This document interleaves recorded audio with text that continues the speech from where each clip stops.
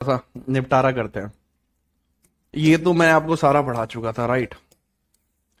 मुझे इस चीज में कोई टेंशन लग भी नहीं रही थी। इसके आगे अपन बढ़ रहे हैं। मैं दोबारा से एक मैप एड ऑन कर लेता हूँ, रंग रंगीला। देश रंगीला रंगीला देश मेरा रंगीला, लाडले। यार ये बालक भी बालक ही हूं मैं, यार ये बात तो है। देखो, कुछ भी कहो, लेकिन बच्चे बच्चे ही होते हैं। अब तुम देखो, इंडिया का मैप बनाने के लिए मुझे कितनी प्रैक्टिस लगी होगी एक टाइम पर, कि अब मुझे इंडिया के मैप में ये तक भी याद है कि इसकी कौन सी बाउंड्री किस हिसाब से किस एरिया को टच करती है। कि मैंने एक उम्र खर्च करी है इस पर, कि पढ़ाना मेरा आखिरी फलसफा है। ठीक है, अभी अपन स्टार्ट करते हैं। मैं यहां तक आपको पढ़ा चुका था, मैं यहां तक आपको पढ़ा चुका था। अब इस वाले पॉइंट से आगे मैं बढ़ रहा हूं। मुझे लगता नहीं है इस वाले पॉइंट में आपको कोई दिक्कत आने दूंगा। राजपाल, सुवेश, ठीक है। अब जितने बच्चे जो नाम लेने के लिए आए हैं या कुछ और करवाने के लिए आए, क्लास के लास्ट में आप आना, ठीक है। आप चाहे तो घर जाएं, चाहे तो क्लास में बैठे आराम से पढ़ने पर ध्यान दें। अब जो पॉइंट मैं यहाँ पढ़ाने वाला हूँ, पॉइंट है वो जरूरी, और उसके अलावा कुछ भी इसमें जरूरी नहीं है। ठीक है, मेरी बात को बहुत ध्यानपूर्वक आप लोग समझेंगे, जो चीज मैं यहाँ पढ़ाने वाला हूं। यहां हमने इसकी सीमाओं को क्लियर कर दिया है। अब हम अगर इसकी सीमाओं को क्लियर कर चुके हैं, इसका मतलब यह हुआ कि एशिया और अफ्रीका के बीच में कितने नेशंस आते हैं या इनकी बाउंड्री लाइन कैसे तय की जाती है, उस चीज को हम समझ चुके हैं। लेकिन हम इसके आगे बढ़ते हैं और देखते हैं कि जो एशिया के प्रमुख पर्वत हैं वो किस प्रकार से आपको याद रखने हैं। मेजरली इस प्रकार से सवाल आपका आता है कि आप अब इस महाद्वीप के बारे में जानेंगे कि एशिया के प्रमुख पर्वत कौन कौन से हैं। इसके आगे आप जानेंगे एशिया के प्रमुख पर्वत, ठीक है। इसके बाद, क्योंकि हमारा जो टॉपिक है वो वर्ल्ड हिस्ट्री है, ये तो आप जानते ही हैं, वर्ल्ड हिस्ट्री है। और वर्ल्ड हिस्ट्री में मैं कराता हूं हिस्ट्री कॉन्टिनेंट बेसिस पर, कॉन्टिनेंट बेसिस पर कराता हूं। इसके बाद जो इसका स्टैटिक पोर्शन होता है, स्टैटिक पोर्शन कैसे होता है कि एक वीडियो बना दी जिसमें पूरे विश्व के सभी झरने करा दिए, एक वीडियो बना दी जिसमें पूरे विश्व की सारी नदियां करा दी, वो स्टैटिक पोर्शन होता है। वो यूट्यूब वगैरह पे मैं डालता हूं अपने जीटना जीएस पे। बट यहां पे क्या है, क्योंकि ये थ्योरी क्लास है, तो मैं इसमें बहुत प्यारे तरीके से विश्व भूगोल का, सॉरी वर्ल्ड ज्योग्राफी है ये क्या यार, वर्ल्ड जियोग्राफी है ये। तो वर्ल्ड ज्योग्राफी का वो पोर्शन मैं यहां पर पिक आउट करने वाला हूं जिसको हम बोलते हैं एशिया। तो इसका एशिया महाद्वीप की हम बात कर रहे हैं, एशिया की।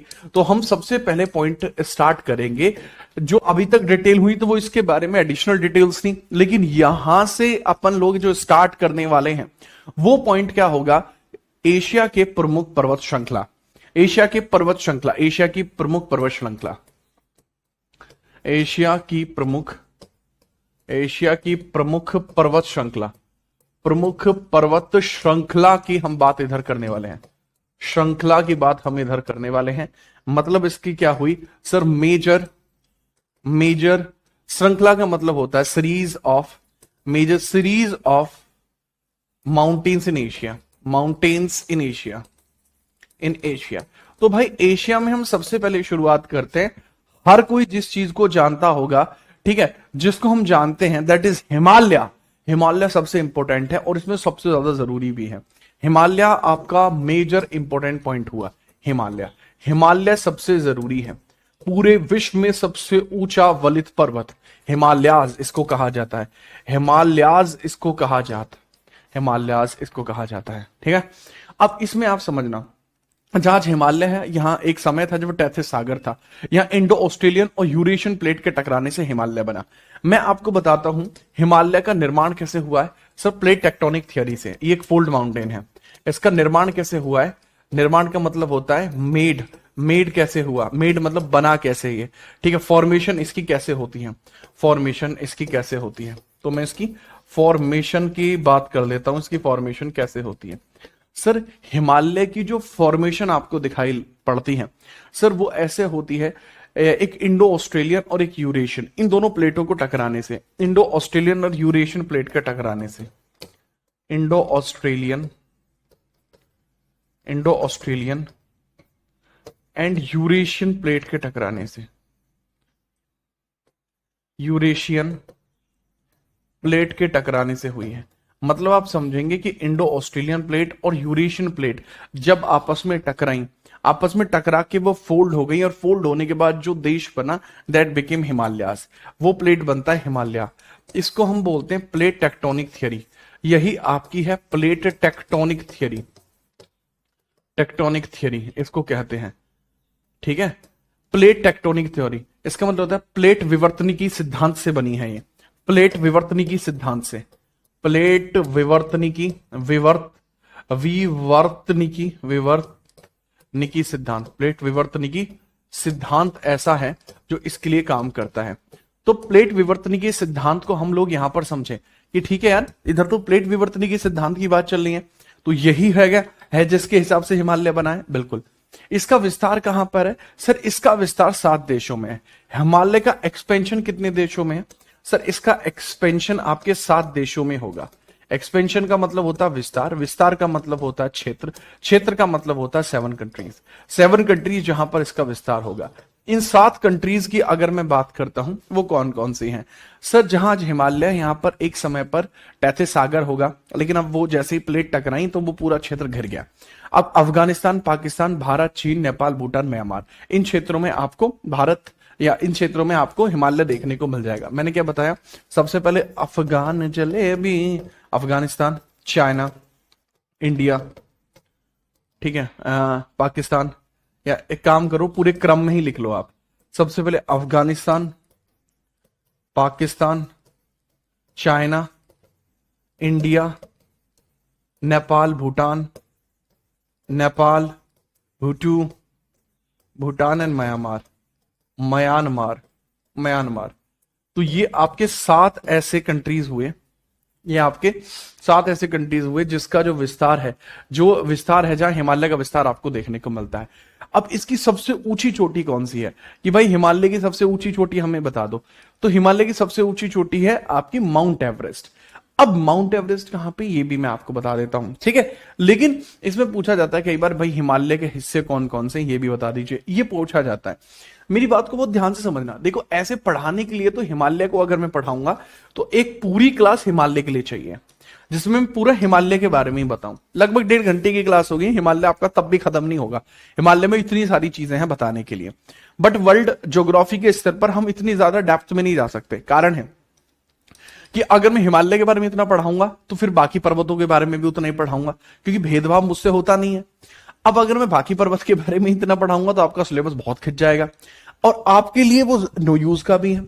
तो हिमालय तो हम इंडियन ज्योग्राफी में पढ़ेंगे ही पढ़ेंगे, तो हम इस चीज पर उतना ध्यान नहीं देते। तो अपन लोग क्या करते हैं, अपन लोग समझते हैं इस चीज में कि इसके बारे में थोड़ी थोड़ी मेजर डिटेल्स प्राप्त कर दें। जैसे अगर मैं बात बताऊं कि भाई अगर हम इसका विस्तार करें तो इसके 4 मुख्य भाग हैं। हिमालय के 4 भाग हैं, हिमालय के 4 भाग हैं, लेकिन ये हिमालय के 4 भाग हैं 2 बेसिस पर अलग अलग है। आधार क्या है? आधार है सर, इसका आधार क्या रखा मैंने? आधार रखा श्रृंखला के आधार पर, श्रृंखला के आधार पर, श्रृंखला के आधार पर, रेंज के हिसाब से, श्रृंखला के आधार, रेंज आधार पर, यानी according to the range. Range का मतलब होता है वो सभी पर्वत जो एक ही समय सीमा में बने हैं, वो रेंज कहलाते हैं। अगर आपको ये लगता है ना कि हिमालय सारा एक बार में बना है, नहीं बना, तुम्हें यही गच्चा खा जाते हो। हिमालय एक बार में बना ही नहीं है। देख यार, ट्रांस हिमालय पहले से था, ट्रांस हिमालय को किसी ने बनाया नहीं, राइट? ट्रांस हिमालय पहले से था, तो वो हिस्सा हो गया जो पहले से था, लेकिन बाकी का हिस्सा तो भाई आपका बाद में होगा, ठीक है। तो हमें क्या देखना होगा? हिमालय के 4 भाग हैं। सबसे पहले आपको देखने को मिलता है ट्रांस हिमालय। ट्रांस हिमालय के बाद हमें देखने को मिलता है जिसको हम बोलते हैं सबसे पुराना ट्रांस। ट्रांस के बाद हमें देखने को मिलता है ग्रेट हिमालय, ग्रेट हिमालय जिसको हम बोलते हैं महान हिमालय। इसके बाद हम देखते हैं, ये पूरी माउंटेन रेंज है, राइट? इसके बाद हम देखते हैं आपका मिडिल हिमालय, मिडिल हिमालय जिसको हम मिडिल या लेसर बोलते हैं, लेसर हिमालय बोलते हैं, मध्य हिमालय बोलते हैं। इसके बाद बोलते हैं दक्षिण या शिवालिक। ये शिवालिक होता है या इसको सदर्न बोलते हैं, शिवालिक या इसी को सदर्न बोलते हैं, सदर्न या शिवालिक इसको बोलेंगे, यानी शिवालिक हिमालय या दक्षिणी हिमालय इसको बोलेंगे। या तो आप इसको शिवालिक बोल दो या इसको दक्षिणी बोल दो, या आप इसको दक्षिणी बोल दो।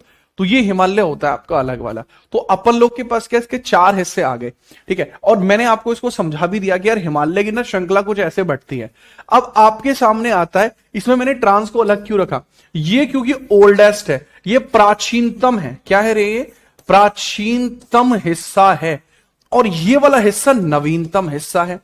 ये शिवालिक का ये सदन, ये आपका नवीनतम हिस्सा है, ये आपका नवीनतम हिस्सा हो जाएगा, ये आपका नवीनतम हिस्सा होगा, राइट। ये प्राचीनतम है और ये नवीनतम है, इसको हम 2 प्रकार से समझते हैं, राइट। अब यहां एक और चीज हमें समझ में आएगी कि सबसे ऊंची चोटी माउंट एवरेस्ट कहां पे है। सिर्फ महान हिमालय में ही सबसे ऊंची चोटी माउंट एवरेस्ट है। सबसे ऊंची चोटी जो है, ऊंची चोटी माउंट एवरेस्ट यहीं पर है, माउंट एवरेस्ट यहीं पर है। और भारत में इसकी सबसे ऊंची चोटी कहां पर है, इंडिया में सबसे ऊंची चोटी इसकी कहां पर है, सर इंडिया के अंदर सबसे ऊंची चोटी K2 गॉडविन ऑस्टिन है, जो ट्रांस हिमालय में है, ठीक है। K2 ट्रांस हिमालय के अंदर K2 है। जब पूरे विश्व की आप 10 सबसे ऊंची चोटियां देखते हो, उसमें से 7 हिमालय में से हैं, ठीक है। इसके अलावा कंचनजंगा कहां पर है, कंचनजंगा आपके महान हिमालय में कंचनजंगा भी है, महान हिमालय में ही आपकी कंचनजंगा भी है, जो कि सिक्किम में स्थित है। तो भारत के लिए आप सिक्किम कह लीजिए, यह कह लीजिए। अच्छा, अगर हम बात करते हैं माउंट एवरेस्ट के, अलग अलग जगह अलग अलग नाम है। जैसे माउंट एवरेस्ट को नेपाल में सागर माता बोलते हैं, और इसी को तिब्बत में जो बोला जाता है वो बोलते हैं चोमोलुंगमा। तो जो माउंट एवरेस्ट चोटी है, जो सबसे ऊंची चोटी है, इसको नेपाल में सागर माथा बोलते हैं। इसको नेपाल में क्या बोलते हैं, सागर माथा। इसको नेपाल में बोलते हैं सागर माथा, इसको सागर माथा बोलते हैं, ठीक है, याद रखना। और तिब्बत में इसको क्या बोलते हैं अपन लोग, तो तिब्बत का भी बता दीजिए, ठीक है। तिब्बत में इसको क्या बोलेंगे, that would be known as the Chomolungma. Chomolungma, ये क्या रे, चोमोलुंगमा इसको बोला जाएगा, चोमोलुंगमा। तो इसके बारे में हमारे दिमाग में एक ना इमेज सेट हो गया, एक क्रिएशन ऑफ इमेज हो गया कि आप इस चीज को याद रखें। नेक्स्ट आपका होता है हिमालय के क्षेत्र आधार पर भी 4 भाग हो सकते हैं। नदियों के हिसाब से विभाजन है हिमालय का। सबसे पहले आपको जो देखने को मिलता है पंजाब हिमालय, देन आपको देखने को मतलब अलग अलग हिस्से हैं इसके। पंजाब हिमालय, कश्मीर हिमालय ही होगा, राइट, कि हाँ भाई शुरुआती है। फिर आपका कुमायूं हिमालय, फिर आपका जो होगा कुमायूं हिमालय उत्तराखंड हिमालय के नजदीक है। फिर नेपाल हिमालय होगा, ठीक है, जो सिक्किम क्षेत्र में आएगा। फिर आपका अंतिम होगा जिसको हम असम हिमालय बोलते हैं, असम हिमालय बोलते हैं। तो वो नदियों के आधार पर है, उसको अपन इतना ध्यान नहीं रखते, हम इसको याद रखते हैं। तो मैंने छोटा छोटा आपको बताया कि हिमालय के बारे में इतना याद रखना, और हिमालय को सेपरेट चैप्टर के बारे में भी याद रखेंगे, लेकिन इंटरनेशनल लेवल पर थोड़ा सा ये है, ठीक है। अच्छा, अराकान योमा कहां पर है, देखो जो ऐसा क्षेत्र है जो म्यांमार में है, म्यांमार में जो हिस्सा है उसको अराकान योमा बोलते हैं, ठीक है। म्यांमार में हिमालय के हिस्से को अराकान योमा बोलते हैं। यहां हिमालय का जो हिस्सा है उसको वो अराकान योमा है। यहां जो हिस्सा हिमालय का रहा, जो हिस्सा हिमालय का है वो अराकान योमा है, हिस्सा हिमालय का है वो अराकान योमा है का है, वो क्या है भाई, अराकान योमा। ये अंडमान निकोबार भी वही है, अराकान योमा। अगर आपको ना पता हो तो जो अपना अंडमान निकोबार है वो भी हिमालय का हिस्सा है, that is again known as Arakan Yoma. तो भाई ये आप याद रखेंगे हिमालय के बारे में। ये एशिया की सबसे प्रमुख पर्वत श्रृंखला में से एक है। एशिया में अलग से, मतलब मैंने हिमालय को अलग से भी पढ़ा रखा है, आप चाहे तो सर्च कर सकते हैं, हिमालयाज बाय जीत राणा, आपको मिल जाएगा, ठीक है।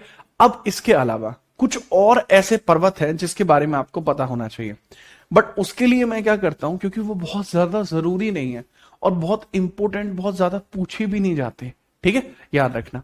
तो हम क्या करते हैं, इसके बारे में आपको बेसिक डिटेल दे देते हैं कि भाई एशिया में कौन कौन से, प्लस उनकी लोकेशन, क्योंकि बहुत जरूरी नहीं बनता। तो मैं इसके लिए क्या करता हूं, इसके लिए मैं एक आपको स्लाइड दे देता हूं। ये वाली स्लाइड आप थोड़ी सी यहां पर, एक सेकंड भाई, ले धत तेरी की, जो स्लाइड चाहिए थी वही स्लाइड लेट हो गई, कोई नहीं, हम यहां पे आपको बताना शुरू कर देते हैं। अदर कुछ अदर्स भी बता देता हूं, कुछ अदर भी बता देता हूं, अब तो मुझे यही बताना पड़ेगा। सबसे आप समझना, चाइना का सबसे बड़ा पर्वत कौन सा, कुनलुन पर्वत है। अदर माउंटेन्स ऑफ एशिया, यहां पे मैं बता रहा हूं, देखो माउंटेन्स केवल इसी क्षेत्र में है, हर जगह नहीं है। तो मैं यहां पे एक ग्राफ डालता हूं और इसमें समझाना शुरू करता हूं। यहां इस तरीके से करके मैंने एक ग्राफ डाला और समझाना करा शुरू अदर माउंटेन्स के बारे में। कोई दिक्कत सर? जरा सी दिक्कत नहीं है। Other mountains of Asia, other mountain of Asia, of Asia मैं नंबर वाइज बताता चला जाऊंगा, ठीक है। एशिया के कुछ अन्य पर्वत, जैसे पहले के बारे में बात बताता हूं, चीन में है, पहला चीन में है, फर्स्ट चीन में है कुनलुन पर्वत, कुनलुन पर्वत, कुनलुन पर्वत, कुनलुन पर्वत चाइना का सबसे बड़ा पर्वत है। कुनलुन पर्वत है, एक ब्लॉक माउंटेन हो जाएगा और ये चाइना का सबसे बड़ा पर्वत है, ठीक है। कोई समस्या है सर? इतनी सी भी समस्या नहीं है कुनलुन माउंटेन्स के बारे में। कुनलुन माउंटेन कहां पड़ता है? कुनलुन पर्वत है मेरे भाई यहां पर, कुनलुन माउंटेन, कुनलुन नंबर 1 इसको दे दिया, चाइना, कुनलुन चाइना, ठीक है। कुनलुन माउंटेन आपका चाइना में हो गया। दूसरा है कुनलुन और तियानशाह पर्वत के बीच में तकला मकान, एक मरुस्थल है। एक और आपको देखने को मिलता है जिसको हम किस नाम से जानते हैं? तियानशाह। तियानशाह आपको दिखाई पड़ता है, तियानशाह। तियानशाह के बारे में भी आपको थोड़ा सा समझना होगा। तियानशाह कि सर तियानशाह भी है, और तियानशाह बेसिकली है क्या सर? तियानशाह आपका पर्वत श्रृंखला है। तियानशाह आपका पर्वत श्रृंखला है जो कहां पर है? तियानशाह पर्वत श्रृंखला लगभग यहां पर है। तियानशाह पर्वत श्रृंखला, तियानशाह पर्वत श्रृंखला, तियानशाह माउंटेन, तियानशाह माउंटेन है, ये रहा। तो दूसरा मैंने बताया तियानशाह पर्वत श्रृंखला है, दूसरा भी चाइना में ही है, तियानशाह पर्वत श्रृंखला, तियानशाह पर्वत श्रृंखला, पर्वत श्रृंखला, श्रृंखला, श्रृंखला अलग अलग समय में बनी होती है इसलिए उसको श्रृंखला बोलते हैं, राइट। तो ये चीज भी आप समझेंगे। अब यहां पर समझना कुनलुन और तियानशाह के बीच में आपको एक ना हिसाब किताब देखने को मिलता है जिसको हम बोलते हैं कि वहां आपका मरुस्थल है, जिसको बोलते हैं तकला मकान। यहां आपका एक मरुस्थल है। ये क्या है आपका? यहां एक मरुस्थल है, यहां आपका मरुस्थल है। मरुस्थल इसका मतलब क्या होता है? यहां डेजर्ट है आपका एक, और इस डेजर्ट का नाम क्या है? इस डेजर्ट का नाम है तकला मकान, तकला मकान, ठीक है। इसका नाम है तकला मकान, तकला मकान, तकला मकान। तकला मकान एक क्या है? एक पूरा यहां पे क्षेत्र है, मरुस्थल है जो आपको यहां पर दिखेगा। इसके अलावा आपको देखने को मिलता है हिंदुकुश पर्वत, अफगानिस्तान पाकिस्तान के बॉर्डर पर है, और त्रिचमीर इसकी सबसे ऊंची चोटी है। त्रिचमीर यहां है आपका क्या? यहां आपका क्या हो जाएगा? यहां है आपका हिंदुकुश पर्वत, यहां आपको देखने को मिलेगा हिंदुकुश पर्वत, हिंदुकुश पर्वत। हिंदुकुश पर्वत कहां पे? अफगानिस्तान पाकिस्तान बॉर्डर पे है, याद रखना, अफगानिस्तान पाकिस्तान बॉर्डर। अब मैं इसकी सबसे ऊंची चोटी अगर बताने लगूं कि भाई रे इसकी सबसे ऊंची चोटी कौन सी है, तो आपके दिमाग में मैं सीधा बढ़ा दूंगा कि भाई इसकी जो सबसे ऊंची चोटी है उसका नाम है त्रिचमीर। त्रिचमीर इसकी पीक कौन सी है? पीक है सबसे ऊंची चोटी त्रिचमीर, त्रिचमीर इसकी सबसे ऊंची चोटी हो जाएगी। क्या बहुत बढ़िया भाई। इसके बाद आपको देखने को मिलता है सुलेमान पर्वत जो पाकिस्तान में है, और तख्ते सुलेमान इसकी सबसे ऊंची चोटी है, तख्ते सुलेमान इसकी सबसे ऊंची चोटी है, ठीक है। चलो ये आपको यहां देखने को मिलता है सुलेमान पर्वत, पाकिस्तान में है सुलेमान पर्वत। तीसरा मैंने बताया था हिंदुकुश, हिंदुकुश। चौथा मैं बता रहा हूं सुलेमान पर्वत, पाकिस्तान में है। सुलेमान पर्वत पाकिस्तान, पर्वत कहां है? पाकिस्तान में। और सुलेमान पर्वत जो पाकिस्तान में है इसकी सबसे ऊंची चोटी कौन सी है? तख्ते सुलेमान। हाईएस्ट पीक कौन सी है इसकी? तख्ते सुलेमान, पीक है इसकी तख्त ए सुलेमान, तख्ते सुलेमान, तख्त ए सुलेमान इसकी सबसे ऊंची चोटी हो जाएगी, राइट। इसके बाद है अराकान योमा, मैं बता चुका हूं। फिर आपको देखने को मिलता है इराक, ईरान और टर्की में भी एक पर्वत है जिसका नाम है जैग्रोस। जैग्रोस आपका एक पर्वत है, ठीक है। और ये है कहां पे? ईरान, इराक, ठीक है। मतलब उसका फैलाव है उतना कि भाई ईरान, इराक और टर्की में फैला हुआ है। अब ईरान, इराक कहां पे? This is Iran, Iraq, Turkey, यहां पे फैला हुआ एक पर्वत है ये, ठीक है। ईरान, इराक, टर्की में फैला हुआ है आपका। पांचवा नाम है इसका, जेड से आप याद रखेंगे, जैग्रोस पर्वत, जैग्रोस पर्वत, जैग्रॉस। जैग्रॉस आपको देखने को मिल जाएगा। जैग्रॉस ईरान, इराक, टर्की में है। इराक और टर्की में है, टर्की में हो जाएगा। एक और पर्वत मुझे याद आता है जो रशिया में है, जिसका नाम है अलाई पर्वत। चोटी है इसकी बेलुखा। अलाई पर्वत बेलुखा, अलाई पर्वत बेलुखा। यहां पे आप मान लेना अलाई पर्वत बेलुखा में है, हो जाएगा नंबर 6, ठीक है, क्योंकि इसका तो तीसरा इसका था, ठीक है, चौथा जो था सुलेमान पर्वत, चौथा इसका था, 5वां इसका था, 6 इसका है। नाम है इसका, ठीक है, क्योंकि ये पाया कहां जाता है भाई, पाया जाता है रशिया में। नाम है इसका अलाई माउंटेन, चोटी है बेलुखा। अलाई रशिया, अलाई माउंटेन है, अलाई, अलाई पर्वत। और कहां पे अलाई पर्वत, रूस में है। और ऊंची चोटी है इसकी बेलुखा। हाईएस्ट पीक बेलुखा है। हाईएस्ट पीक इसकी कौन सी है, बेलुखा। बेलुखा, बेलुखा, बेलुखा इज द हाईएस्ट पीक, ठीक है। चलो, तो इसके बारे में भी आप याद रखेंगे कि ये वाला क्षेत्र भी मैंने बताया, बाकी क्षेत्र भी विद मैप मैंने आपको बताया, तो इस चीज को पूरी तरीके से याद रखेंगे। ऐसा नहीं है कि इसमें आप किसी भी पॉइंट को भूल जाएं, ऐसा बिल्कुल नहीं करेंगे। चीजों को बहुत अच्छे प्रकार से आप याद रखेंगे। बताओ, अगर कोई और समस्या आ जा रही है तो वो भी बताएंगे, बट आप टेंशन नहीं लेंगे कोई भी।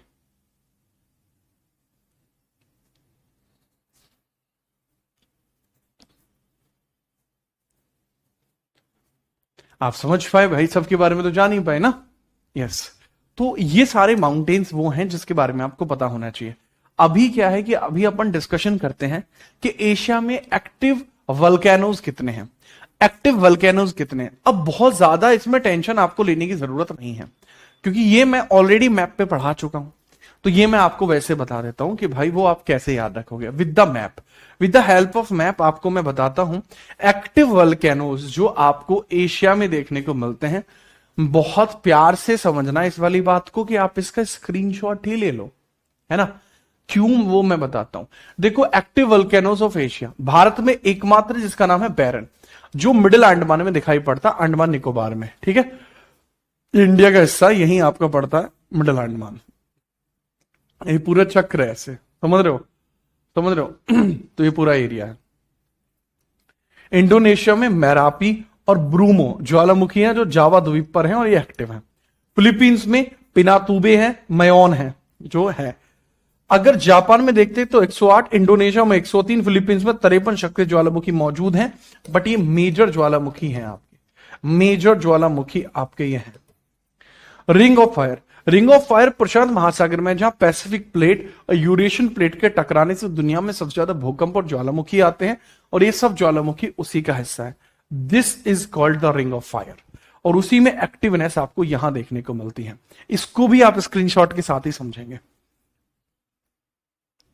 इसको भी आप स्क्रीनशॉट के साथ ही समझेंगे। उसमें भी ऐसा नहीं है कि ज्यादा टेंशन आप लेंगे, ठीक है, याद रखना।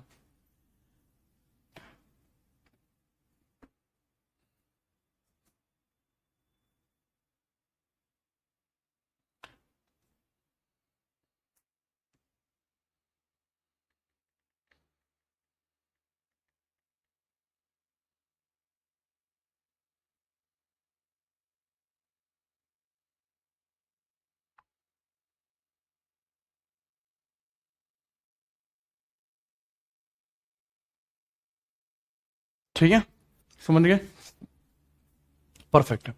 अब इसमें ना एक बच्चों को जो सबसे इंपॉर्टेंट इशू आता है, सर काइंडली ये जो पीडीएफ है इसको भी बाइलिंगुअल बना दीजिए।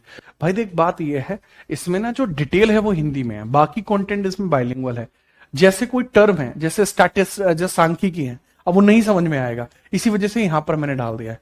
तो थोड़ा थोड़ा इसमें क्या है कि यार बाइलिंगुअल कंटेंट यही होता है, ठीक है। अभी मैं प्रसूत, प्रसूत का मतलब खत्म हो चुके हैं, डेड, डोमेंट, खत्म। उन वल्केनोस की बात कर लेता हूं, एशिया के प्रसूत और मृत ज्वालामुखी, कुछ ऐसे ज्वालामुखी जो मर चुके हैं। प्रसूत डॉर्मेंट ज्वालामुखी वे हैं जो सोए हुए हैं, कभी भी अचानक फट सकते हैं।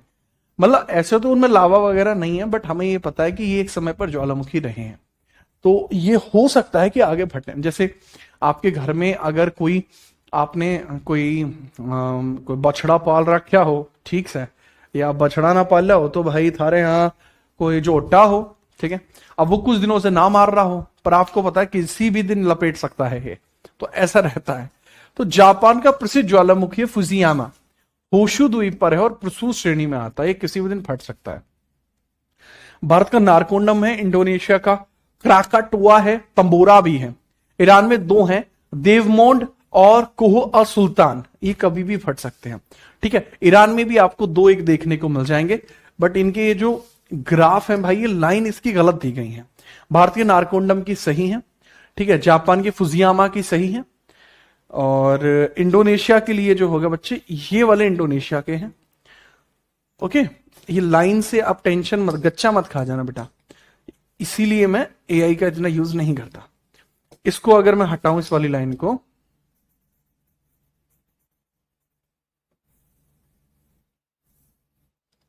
फिर मैं इसको जोड़ता हूं, ये कहां पे है सर, फिर आप इसको जोड़ना शुरू करेंगे।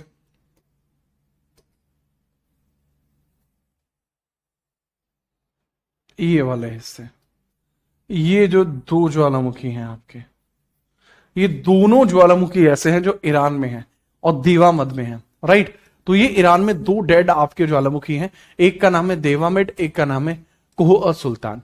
मृत ज्वालामुखी जो अब सक्रिय नहीं है, म्यांमार में पोपा नाम का ज्वालामुखी इसमें शामिल है, म्यांमार में पोपा ज्वालामुखी है जो इसमें शामिल होगा।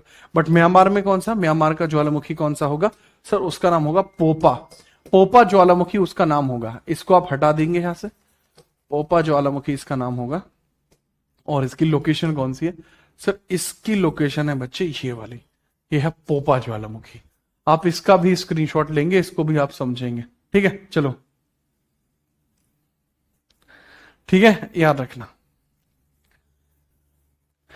मेरे ख्याल से आपको ये वाला पॉइंट भी समझ में आया होगा और खतरनाक लेवल पर आप इस चीज को समझे होंगे, ठीक है, तगड़े तरीके से आप इसको समझे होंगे, कोई टेंशन आपको नहीं होगी।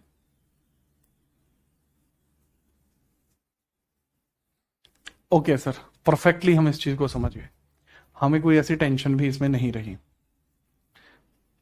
ठीक है, आगे हम देखते हैं, आगे समझेंगे, ठीक है।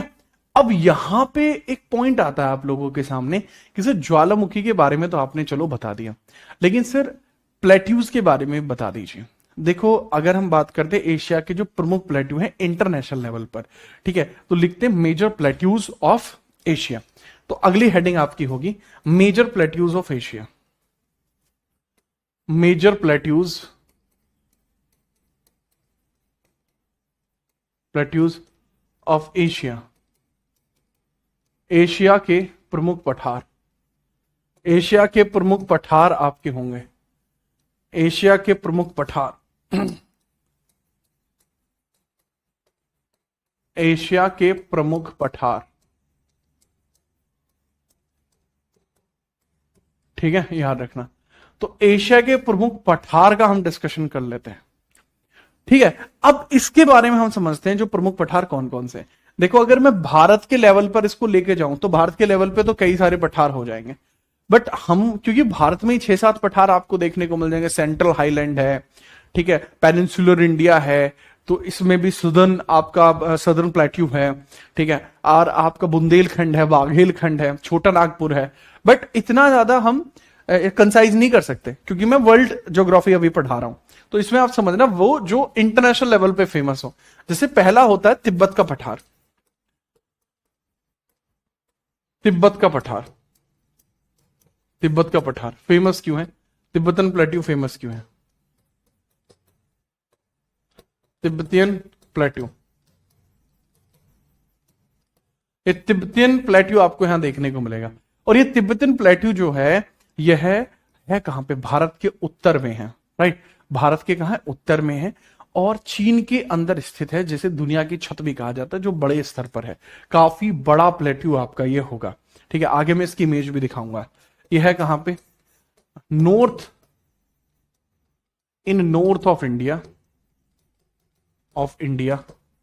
इन चाइना, भारत के उत्तर में चीन देश के अंदर यह मौजूद है, भारत के उत्तर में चीन देश के अंदर यह मौजूद है, ठीक है। तिब्बत के पठार से बहुत सारी नदियां निकलती हैं आपकी, तिब्बतन पठार से बहुत सारी नदियां निकलती हैं, भारत की भी बहुत सारी निकलती हैं। कौन कौन सी निकलती हैं देखो तिब्बतन प्लेटू से निकलने वाली नदियों का अपना एक अलग क्रेज है। यहां से योंगशी निकलती है, जो बहुत बड़ी नदी है, चाइना की सबसे बड़ी नदी योंगशी नदी यहीं से निकलती है।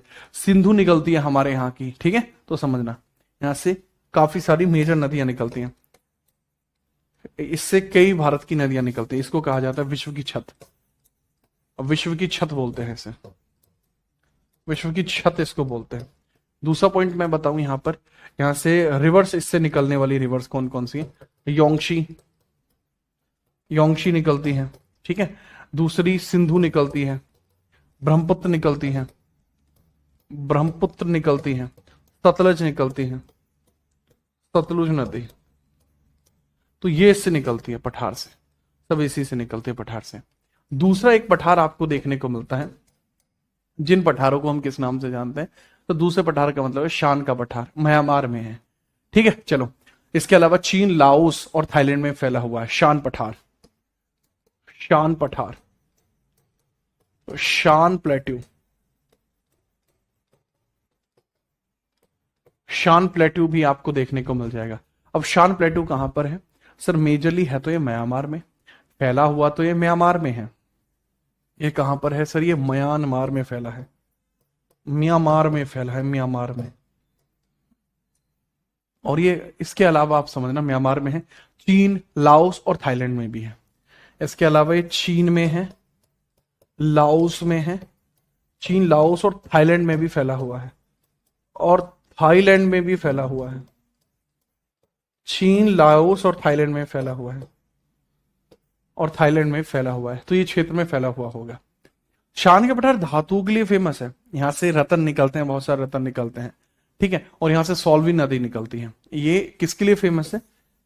मेजर, आपके मेजर इसमें से निकलते हैं डायमंड्स, डायमंड्स, कोयला, कोल निकलता है यहां से, आयरन ओर निकलते हैं। और रिवर कौन सी निकलती है शान के पठार से? रिवर कौन सी है सर? रिवर जो इससे निकलती है दैट इज सोल्विन, म्यांमार की नदी है सोल्विन, सोल्विन नदी है, सोल्विन ऑफ म्यांमार, म्यांमार की रिवर है सोल्विन, वो यहां से निकलती है। मजा आ गया सर? बिल्कुल आ गया। इसके बाद आपको ये और बता दूं, भारत के जैसे पठार है तो हमारे यहां पर दक्कन का पठार फेमस है, वो पूरे विश्व में फेमस है भारत का दक्कन का पठार। दक्कन का पठार इंडिया, दक्कन का पठार ऑफ इंडिया पूरे जगह पर फेमस है। डेक्कन प्लेट्यू, डेक्कन प्लेट्यू, जो दक्कन का पठार है जिसको अपन डेक्कन प्लेट्यू बोलते हैं, ये हर जगह फेमस है, जिसको हम बोलते हैं पूरे विश्व में डेक्कन प्लेट्यू फेमस है। रीजन भी बता देता हूं भाई डेक्कन प्लेट्यू के फेमस होने का। रीजन ये है डेक्कन प्लेट्यू का, क्योंकि यह काली मिट्टी से बना है, ठीक है। ये काली मिट्टी से बना होता है, it is made of black soil से बना हुआ है, ब्लैक सॉइल से बना है, जिसको चारनोजम बोलते हैं, चारनोजम बोलते हैं, चारनोजम। देखिए यार, इसको बोलने के लिए तो रैंगुर भी बोलते हैं, बट चारनोजम बोलते हैं इसको इंटरनेशनल लेवल पर। इसको बोलते हैं सेल्फ फ्लोइंग, ये खुद से स्वतः जोते जाने वाली आपकी मिट्टी होती है, डेक्कन प्लेट्यू है ये। दूसरा पॉइंट इसमें ये आता है कि जब आप इसके पठार के बारे में पढ़ते हैं तो ये बिल्कुल सेंटर हाईलैंड के पास है, और इसका क्षेत्र अच्छा खासा बड़ा है, दक्कन का पठार है, कपास की खेती इस पे अच्छी होती है, तो ये इंडिया में आपको देखने को मिलता है। बाकी भारत के जो पठार हैं वो इंडियन ज्योग्राफी में भी मैं आपको लाइन बाय लाइन एकदम खतरनाक तरीके से बताऊंगा, ठीक है। चलो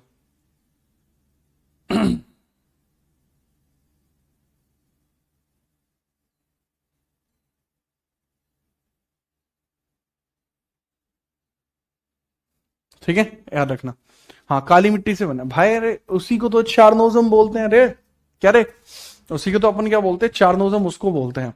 अभी क्या करते हैं इसमें, अगर आप समझ गए तो नेक्स्ट हम बात करते हैं सर इसकी लोकेशन आप समझ लीजिए भाई, ये इसकी लोकेशन है। जो बच्चा लाइन बाय लाइन लिखना चाहता है who can write from here, और इसमें आप समझ लेना this is Tibetan plateau, this is Tibetan plateau and this is plateau of Shan, और भारत का प्लेट्यू को हम भारत में पढ़ ही लेंगे, ठीक है।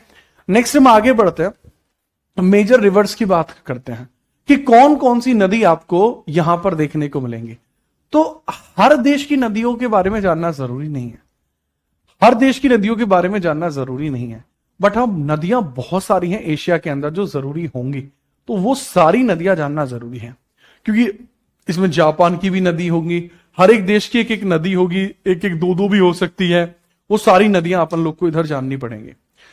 मैं इसके लिए जैसे हैंडरिटन ही फॉर्मेट यूज कर रहा हूं, इसके लिए थोड़ा सा कुछ एक लेवल तक मैं स्लाइड का यूज कर रहा हूं, केवल इस वाले पॉइंट के लिए, रिवर के फ्लोइंग मैप को बनाने की वजह से।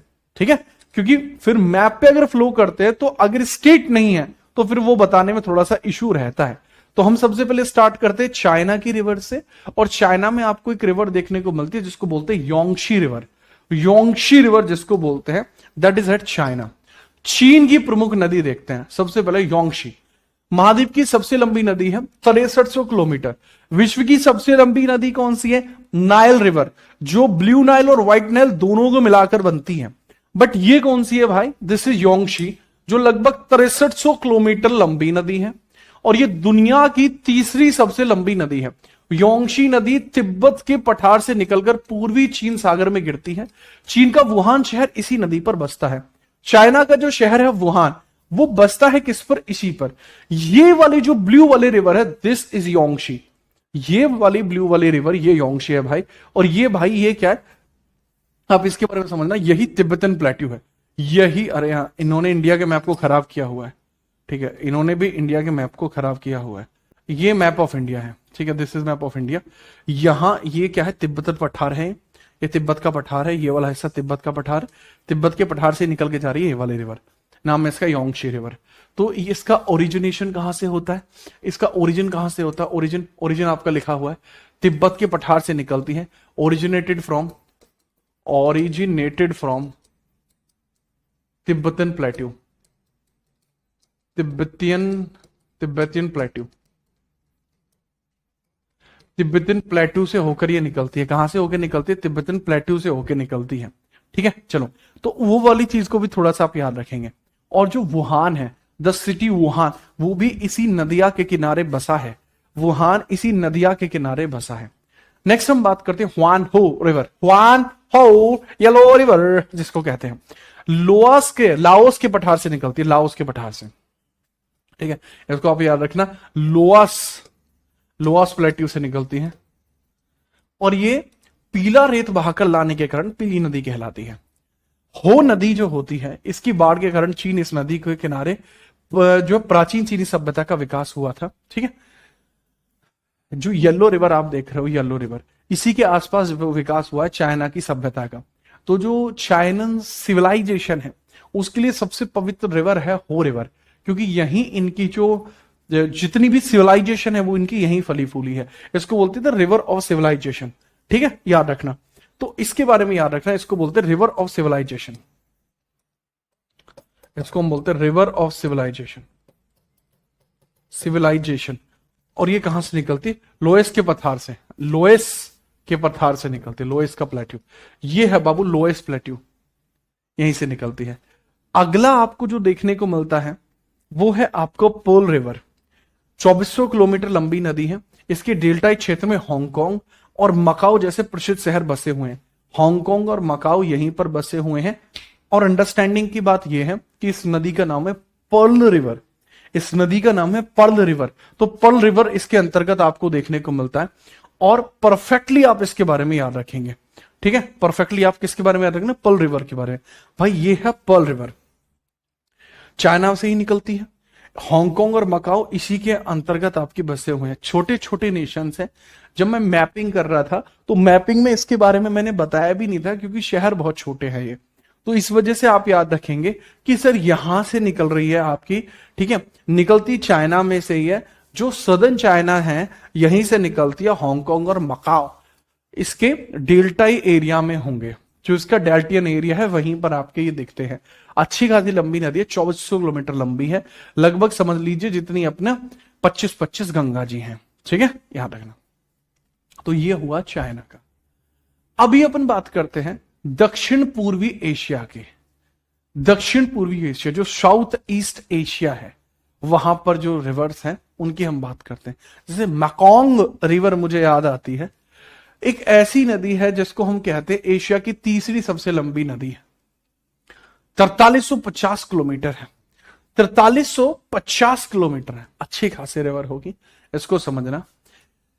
मैकोंग रिवर फेमस होने के पीछे का रीजन ही अलग है। मैकोंग रिवर फेमस क्यों है? सर देखो यार, ये 4350 किलोमीटर है, एशिया की तीसरी सबसे लंबी नदी है, ठीक है। और मैकोंग नदी तिब्बत से निकलकर 6 देश चीन, Myanmar, Laos, Thailand, Cambodia, Vietnam से होकर बहती है और साउथ चाइना सी में गिरती है। कंबोडिया की राजधानी नोमपेन और लाओस की राजधानी वियंतियाने मैकोंग नदी के किनारे है। इसके अलावा चाओ फ्राया नदी है, थाईलैंड की नदी है, थाईलैंड की राजधानी बैंकॉक इसी के किनारे है। चाओ फ्राया का क्षेत्र उच्च गुणवत्ता वाले चावल के लिए प्रसिद्ध है। तो दोनों ही नदियों के बारे में आप थोड़ा थोड़ा याद रखेंगे और इसमें क्या होगा, इसमें आपको टेंशन नहीं लेनी है, ठीक है। इसमें आपको टेंशन नहीं लेनी, आप इसका भी स्क्रीनशॉट लीजिए, इसका भी स्क्रीनशॉट आप लीजिए।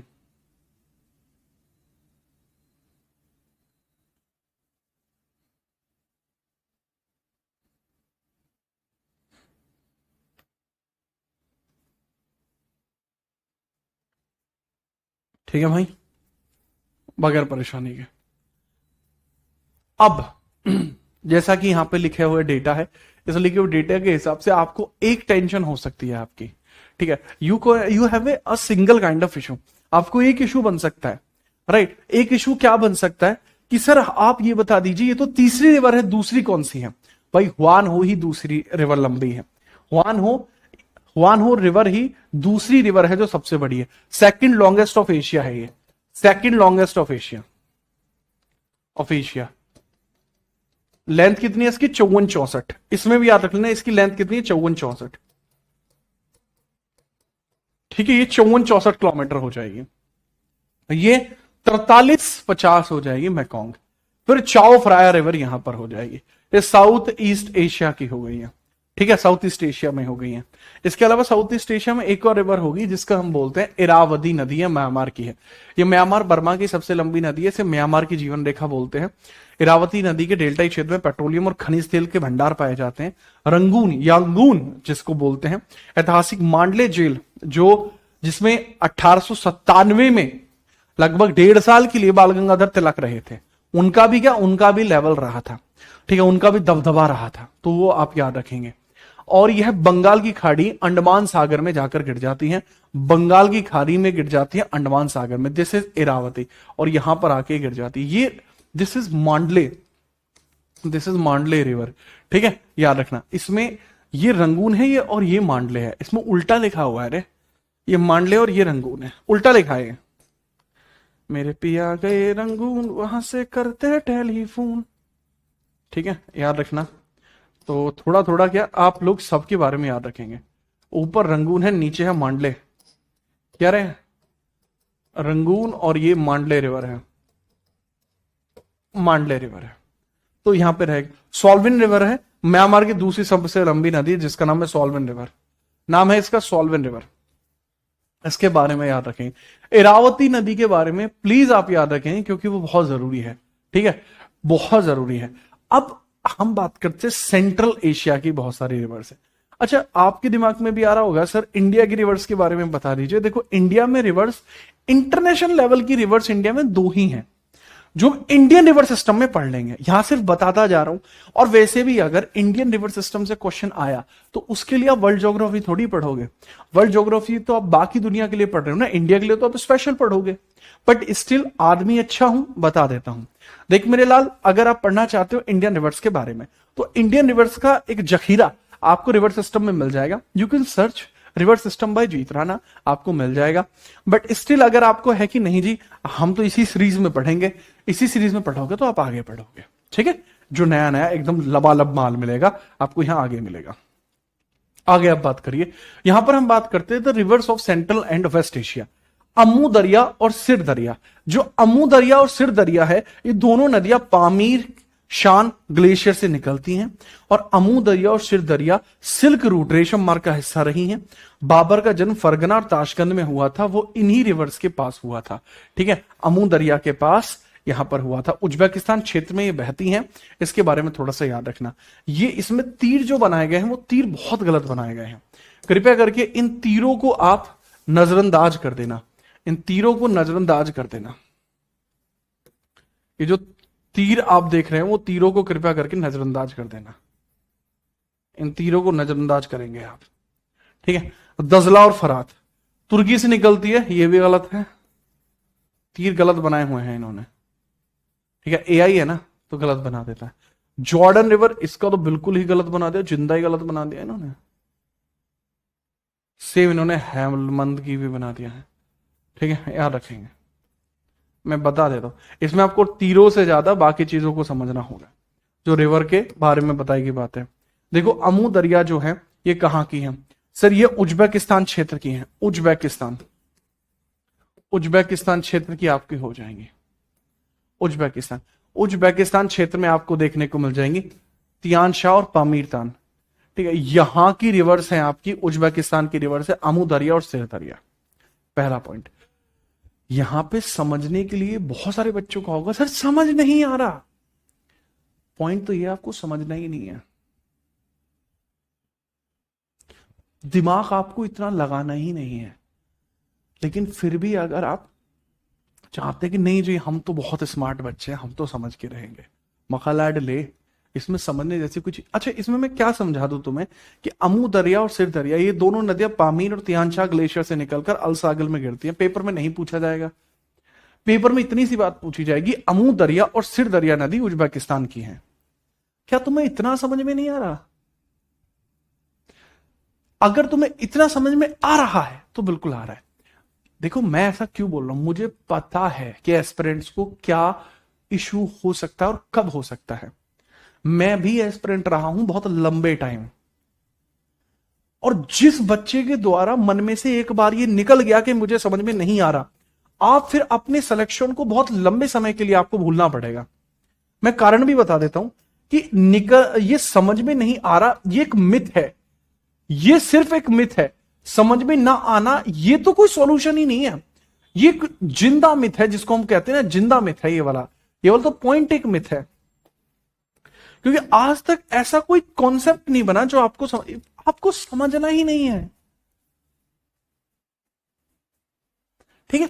आपको ये समझ, आपको दजला फरात लिखा दिख रहा है, दजला और फरात रिवर, हाँ आपको इतना याद रखना तुर्की से निकलती हैं, इराक सागर में गिरती हैं, ये समझ में नहीं आया, यही तो समझना है। मैंने बताया तुर्की से निकलकर इराक के बसरा में मिलती है और फारस की खाड़ी में गिरती है, मेसोपोटामिया की सभ्यता यहीं बनी है। जॉर्डन है, जॉर्डन और इजराइल के बीच बहती है और डेड सी में गिरती है। हेलमंद है, यह अफगानिस्तान की सबसे लंबी नदी है। आपको इतना तो समझ में आया होगा, इतना ही आपको समझना था, ठीक है, याद रखना।